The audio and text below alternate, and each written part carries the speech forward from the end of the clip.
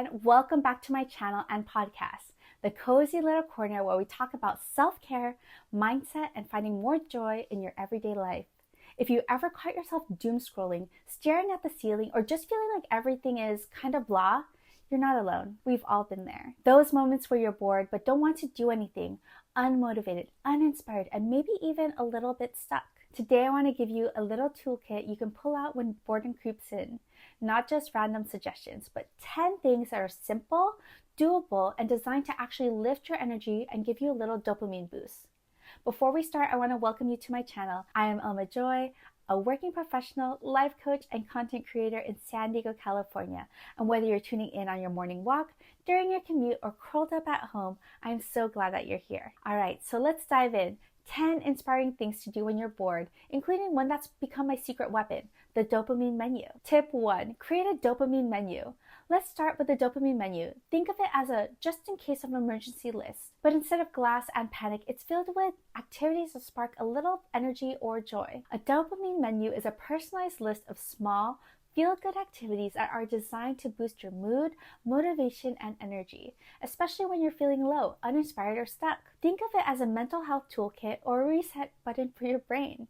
It's called a dopamine menu because it targets dopamine, a brain chemical linked to reward, pleasure, and motivation. Unlike the fast dopamine we get from scrolling online or eating junk food, the dopamine menu is about intentional, healthy activities that help you feel better in the short term and support your well-being over time. I was inspired to start a dopamine menu when I saw examples on Instagram and Pinterest.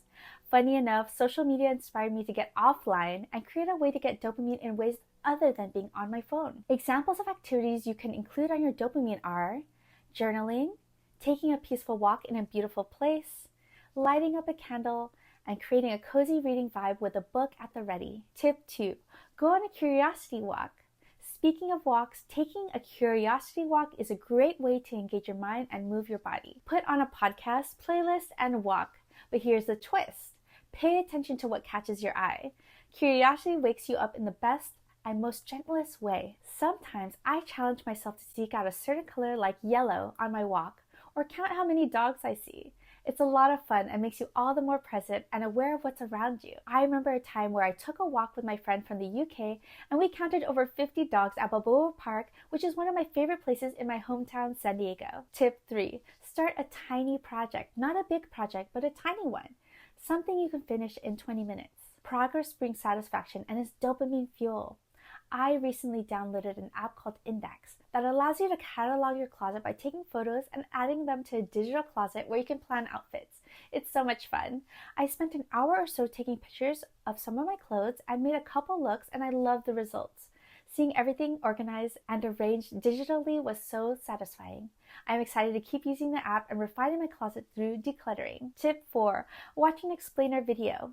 Watch a video that teaches you something random. It's playful learning that gently re-engages your brain. I went down the rabbit hole learning about various challenge trends like the 75 hard and 75 soft challenges. It was so inspiring to see people try taking on various habits and their reflections. In general, I love YouTube because it gives me a lot of helpful information while being really entertaining. Seeing people create inspiring content made me want to learn how to create my own videos. I hope that my channel is a source of positivity and inspiration for you. Tip 5, do a 5-minute reset. Sometimes boredom is actually masked overwhelm. Set a timer, breathe, stretch, tidy a corner. It's a reset button for your mind. When I need a reset, I set a time for 5 minutes. I start with a couple of deep breaths and just start working on a task like cleaning my room or writing a script for 5 minutes. I'm always surprised by how much I get done and often feel that sense of motivation take over me, and I just keep going. So try to take 5 minutes to reset and change the energy when you're feeling overwhelmed. Small progress can lead to big results over time. Tip 6, make something with your hands. Our hands are magic. Bake, doodle, build.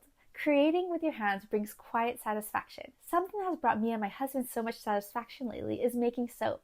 We love the act of melting, mixing, and pouring bars of soap to use and give to our friends and family.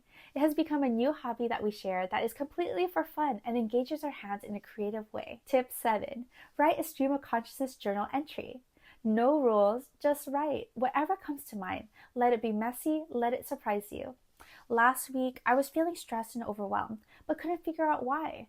So I took out my journal and jotted down everything that I had done recently, anything notable that I experienced, and what I was worried about. The stream of conscious writing allowed me to process what had been bothering me, which helped me better communicate my needs to my support system to get a better mental space.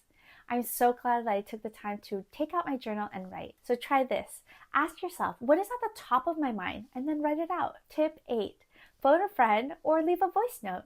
Connection is powerful. Sending a little thinking of you note. You'll lift someone else and yourself. Every once in a while, a friend or family member pops into my head, and when that happens, I take it as a sign to send them a quick thinking of you text. I always include that I hope they are well and no pressure to reply. I find that it is usually well timed and that they could really use the encouragement at that exact moment. So be courageous and kind by sending that note. You'll never know how much it will help. Tip 9. Refresh a space. Even a tiny shift like moving a plant or lighting a candle can shift how your space feels. And when your space feels good, so do you. In my office and closet room, which is where I record these videos, I like to rearrange things and give it a new energy. I add and take away clothing racks, move books and plants, and add fresh touches like blankets and decor, and it always makes the space feel more lively and cozy. If you don't have time or energy to do all that, I recommend lighting a candle or opening up a window for more light for a quick boost. Tip 10. Make a to-do list. Sometimes we need to see that we're making progress. Celebrate the small stuff. Our to-do list can seem never-ending, so I recommend looking at what you did accomplish in a day, or what I like to call a to-do list. Sometimes getting out of bed can be tough, and so getting up and showing up each day is always on my to-do list, as well as tasks I completed like taking out my dog and making a new YouTube video like today's. Alright, let's recap these 10 inspiring things to do when you're bored. 1. Create a dopamine menu. 2. Go on a curiosity walk. 3. Start a tiny project. 4. Watch a why video. 5. Do a 5-minute reset. 6. Make something with your hands. 7. Journal with no filter. 8. Phone or voice note a friend. 9. Refresh your space. Finally, 10. Make a to-do list. When we feel bored and uninspired, it can be tough to get the motivation to get things done or even do things we enjoy. So for me, keeping these 10 inspiring ideas in mind helps kickstart small actions towards wellness and joy. If you try any of these today, I'd love to hear about it. So let me know in the comments and be sure to subscribe. You'll never know who you'll inspire by sharing your story too. Until next time, take good care and remember, you are enough.